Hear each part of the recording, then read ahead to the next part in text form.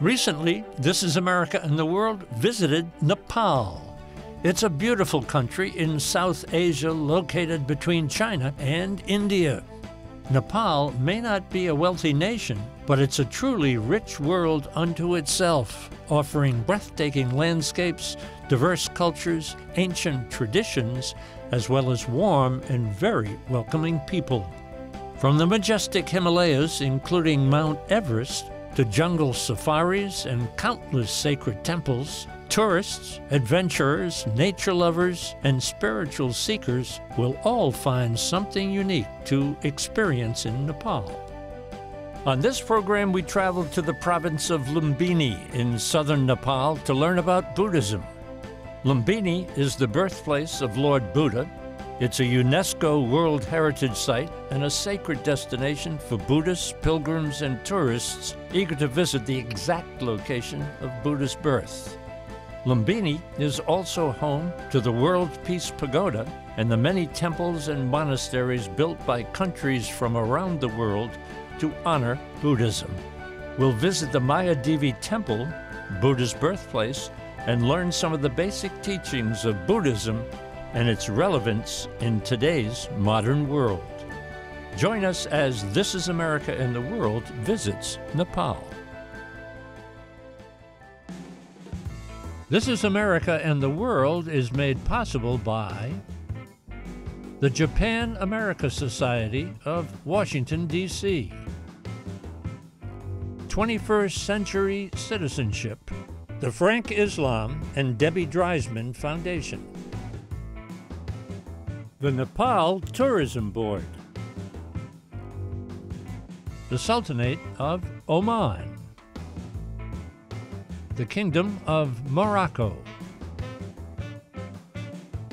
the Forerunner Foundation, the Rotondaro Family Trust, and the Embassy Series, uniting people through musical diplomacy. In Lumbini, we visited the Mayadevi Temple, which commemorates the exact location of Buddha's birthplace, and received a brief education about the history and teachings of Buddhism and its potential impact on living a better life today. So good to be with you. Pleasure having you there. Do we say Bande? Is that correct? Bande. Bande. Bande, that is your title? That's how we call Buddhist monks. It's an honorific title. Yeah. Tell me about the Buddha. This is obviously a very special place. Tell me. Well, this is the birthplace of the Buddha. This very garden, Lumbini Garden, it is believed that somewhere around 600 BC, Buddha's mother, Queen Mayadevi, she had made a trip here and that a prince was born. Siddhartha, as he was named afterwards, became Gautamadiputta. His birth has been very incredible inspiration for our people from till the time till today. Mm-hmm. In back of us is the birthplace of the Buddha. Tell me a little bit about the temple. So, not too long ago, historians did think that maybe Buddha was just a myth, one of those legends in Asia, very thing. But very fortunately, in around 1896, in this very small forest, some workers had discovered this inscribed pillar. And on the pillar it said very clearly, Hida Buddha Jate Shakyamuniti. Here the Buddha was born, the Buddha of the Sakya clan. And they found that this pillar was here inscribed by Emperor Ashoka. This Indian king would become a Buddhist follower in a way. So after the rediscovery of the birthplace of the Buddha, we have had many years of archaeological exploration and understanding. Today what you see behind us, housed in this white structure, are the fossilized root channels of the tree underneath which Buddha's mother, Queen Mayadevi, gave birth to the prince. There's a small marker stone placed there from the ancestors of the Buddha's family, Sakya people, to remember where he was born. Just behind the temple, you'll see the pillar is still standing with the inscription bearing on it. So there's a beautiful, we think it's a miracle that for 2,600 years, despite all the changes, somehow these artifacts have remained to attest us that this really happened, that there was a being born here as a Buddha. There was this prince who had a remarkable story to tell. And his story has been guiding and inspiring our people for generations. So today, Lumbini receives millions of people throughout Nepal, India, and Asia to come and understand what life really is about. So Lumbini is becoming not just a pilgrimage center, but also a place where people are coming to meditate, coming to study, coming to connect with life. So this, I think, is the beauty of the Buddha. Yeah. Tell us about the pillars of Buddhism. Well, Buddha taught very fundamental things about our human life. His first teaching is to look at human life very objectively. So he talks about the Four Noble Truths. He says that the nature of things are such that change is a constant in our life. And whenever there is change, some friction is bound to arise out of that. And what he added to that was that when there is a friction, there's a possibility for us to intervene. And that intervention, that mindful introspection can lead us to understand how can we be free from that. So that is known as the Four Noble Truths of Buddha's teaching. This is the very foundation of Buddha's teaching. Another very important teaching that Buddha brought forth that was very different compared to what else was available in Vedic systems was the notion of interdependence. He brought the idea that everything is interconnected through cause and effect. A very revolutionary idea at the time that we human beings, we do not stand alone apart from anything, that we are part and parcel of everything around us. So this theory of interdependence combined with understanding the change, impermanence of life, I would say are the very fundamental teachings of the Buddha. So as human beings, we all have conflicts. We all have suffering. How internally can we deal with that when they arise? Buddha had a very different approach to dealing with conflict, dealing with internal struggle. You see, when he became enlightened, it is believed that after his awakening, the very first teaching, very first expression that he offered as an enlightened being, he says that all my life I have been searching for the Creator in my life, who creates my suffering, who creates my anxiety, who creates the fear in my heart. And he says, as an enlightened being, I have been able to see that it is me, it is I who creates all of what I am today. And he realized that the suffering arises because we do not perceive things as they are. It is our wrong perception, wrong expectation from things when it does not get fulfilled, and the inner conflict is born. So Buddha says the liberation from suffering, the first step for that is to see for us clearly how things are. And through that seeing, our expectation from the situation can change, and thus freedom from suffering. So when conflict arises inside of you and you step back, how do you look at it? One of the things Buddha teaches, that this is a very universal characteristic of everything, us and the environment around us, is the idea of change. That things are constantly evolving and changing, even our minds, our thoughts. When we perceive this reality, it allows for a spaciousness that, this is how things are meant to be. When we accept that, that creates acceptance in our heart. It creates a spaciousness or we can have a wiggle room and say, oh, this did not happen the way I wanted, but perhaps I can approach it this way. Perhaps I can move from where I'm stuck now to the next.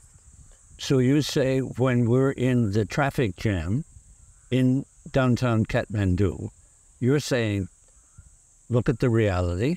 This is the way it's supposed to be, huh? Yeah, I would be very curious on what a Buddha would teach about the traffic in downtown Kathmandu. But I think the beauty of a Buddha is that he doesn't want us to deliver us to the destination. He doesn't say to this.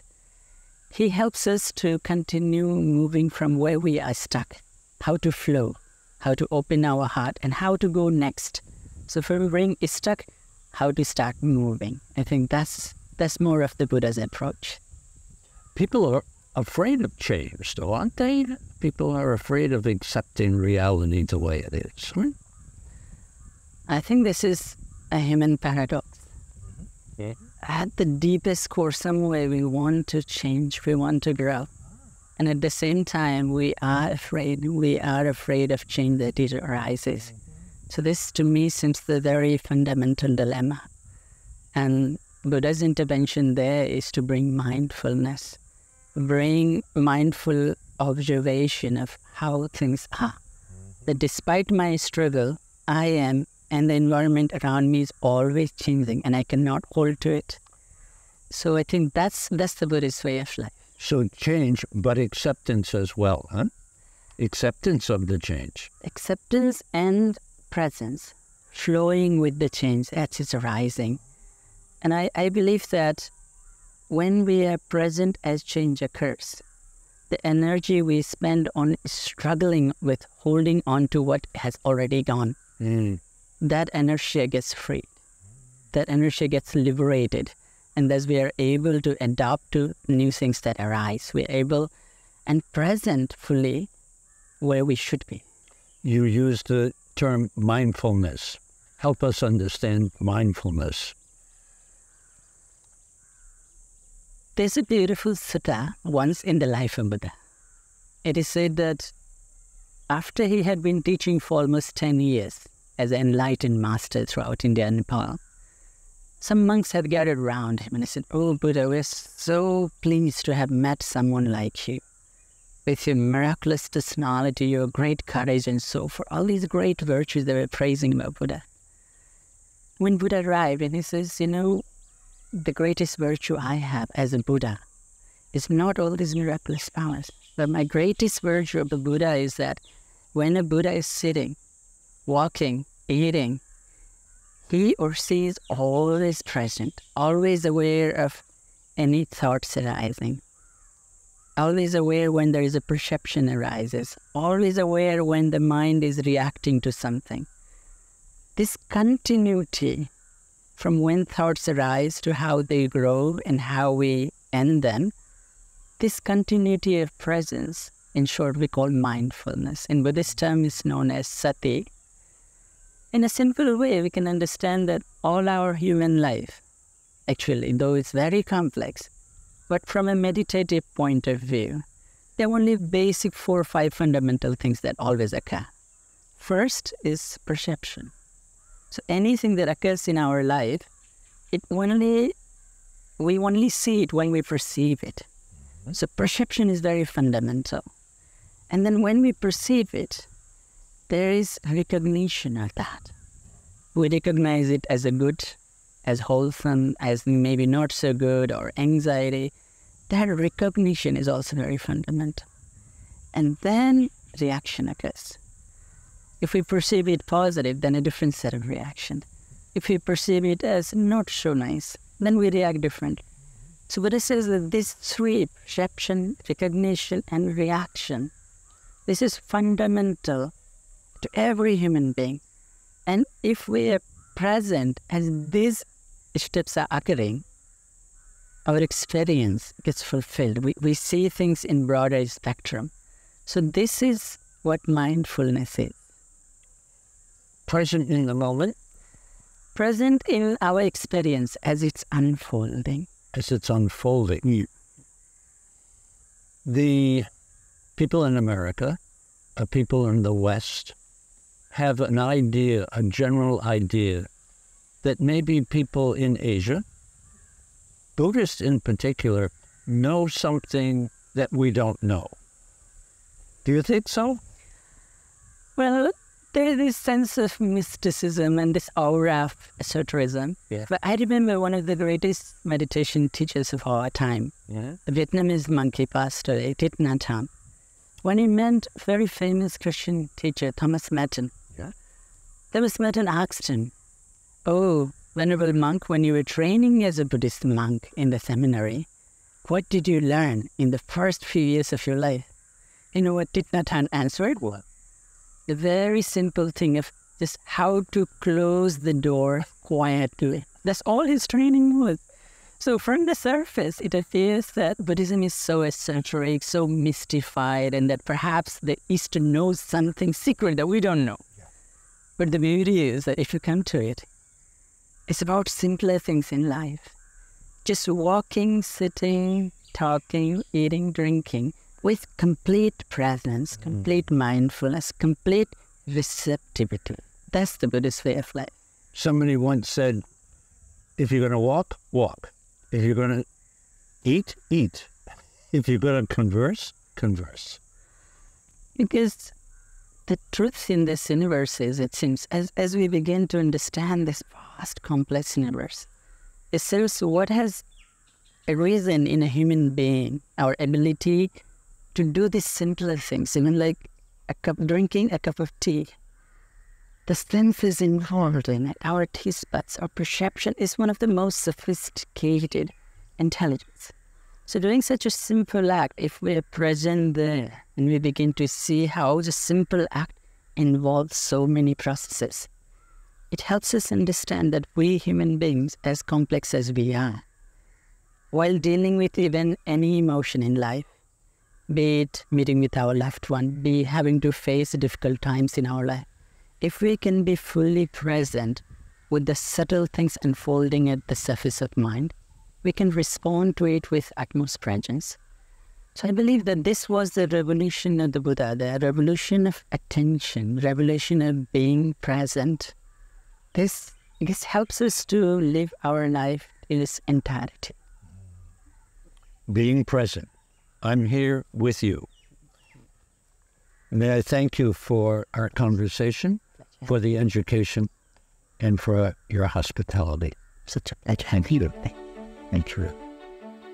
On our way to visit the birthplace of the Buddha, we saw vast farmlands in Lumbini, and we wanted to know more about the region and its people. Tell me about Lumbini and farmland.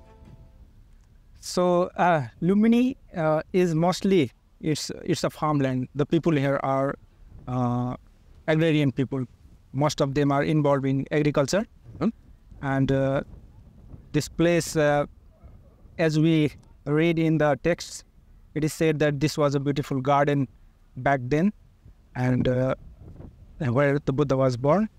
And later on, there are much more developments in the area where Buddha was born, but still the villages, you can see it's still a village with the farmlands and nature, everything. What kind of crops would they be raising here? So mostly here, this season now the monsoon is coming within 12 or 13 days. So the open field you are seeing here, rice will be planted here. Rice. So mostly this area is called Tarai area, where water, in the monsoon area, it is filled with water. So this is very suitable for rice crops. Mm-hmm. So this area would be covered with water. With the monsoon coming. In a couple of weeks, huh? Yes. Is there a planting season for the rice? So right now it's people are making nursery for the rice seedlings. They are preparing seedlings. Mm-hmm. So the seedling will be ready in about 25 or 30 days. Mm-hmm. And all these plots will be planted with rice, and in a month you can see it all green here. And when will they harvest the rice? So the harvesting occurs around October. Oh, so Yes. a few months, huh? A few months. So they plant it now. Yes. The monsoons come. Yes. It grows, and they harvest in like October. October. And is it food for the area as well? Yes, it is the main staple food. The rice. So there are like rice is very important for us or the villagers here because rice is necessary in every rituals. Like when there is birth ritual, marriage rituals, or even when people, the dead people, when they are going for cremation, the rice is needed. So rice is very important place in the life and also for eating. So yes. So it has a kind of a symbolic meaning as well as food for just, Yes. it's served at every single meal, isn't it? Yes, yes. Rice is important, lentils important, and what else would be vegetables, I guess? Yeah, vegetables, wheat, yes. That's the main course, huh? Yeah. And they eat the main course at lunchtime, is that true? Yes, the lunchtime and at dinner also. So two meals. 2 meals a day. And the people here are mainly farmers, birthplace of Buddha as well. What are some other things that might attract someone to come to Lumbini? So, birthplace of Buddha, it is also the farmlands of this area. It is also considered, it is listed in the important bird and biodiversity area. So we call it IBA. So many kinds of birds and other biodiversity is present here. About more than 250 kinds of birds. 250 kinds of birds in this area? This area. Oh my word! And the tallest flying bird in the world, the Sarus crane, is also lives here around here. So this is another attraction of Lumbini. And also you can see different cultures in the villages with different ethnic groups. There is different cultures, different food, different traditions you can observe in the villages. So these are also a thing of attraction here. It's a hot day today, but we have a lovely wind blowing. It would be nice to just, I guess, sit underneath the tree. Yes, it is very common here. This is a mango tree here. So in every village there is a mango garden, and different kind of mangoes are there. And the village people like to sit under the tree in this hot time. They spend their time there, and in few days the mango will ripen, and they will eat that mango and sit here. So this is the village life. The village life sounds pretty attractive, doesn't it? Huh? So yeah, it sounds very peaceful. Yes. People are so hospitable here, so friendly, so warm. And we thank you for spending some time with us today. Thank you. Thank you so much. It's my pleasure. Thank you. And welcome to Lumbini. Thank you. When This is America and the World travels abroad to produce programs, we always work with a local television crew. In Nepal, we got the good fortune to work with Icefall Productions. Icefall's owner and crew chief Ram, cameraman Merritt, cameraman Carrot, and audio man Vicky, our own This is America and the World producer Jake Kreger, are all skilled professionals and great fun to be with on a day-to-day basis.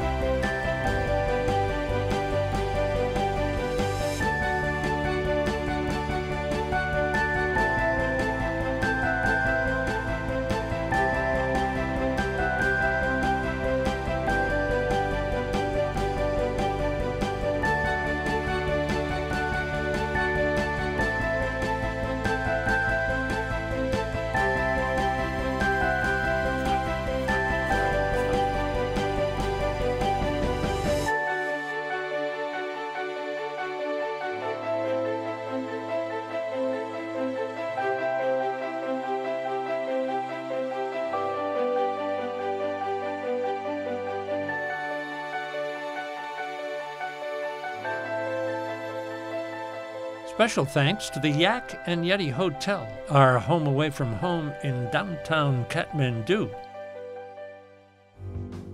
I want to share with you some short pieces from interviews that I've done over the years. I call them reflections, and you can find them on the media platform Substack. They're filled with wisdom and inspiration and motivation, so search Dennis Wholey on Substack.com. Enjoy and share. For information about This Is America and the World, visit our YouTube channel, This Is America TV, visit our website, thisisamerica.net, and follow us on Facebook and Twitter. This Is America and the World is made possible by the Japan-America Society of Washington, D.C., 21st Century Citizenship, the Frank Islam and Debbie Dreisman Foundation, the Nepal Tourism Board, the Sultanate of Oman, the Kingdom of Morocco, the Forerunner Foundation, the Rotondaro Family Trust, and the Embassy Series, uniting people through musical diplomacy.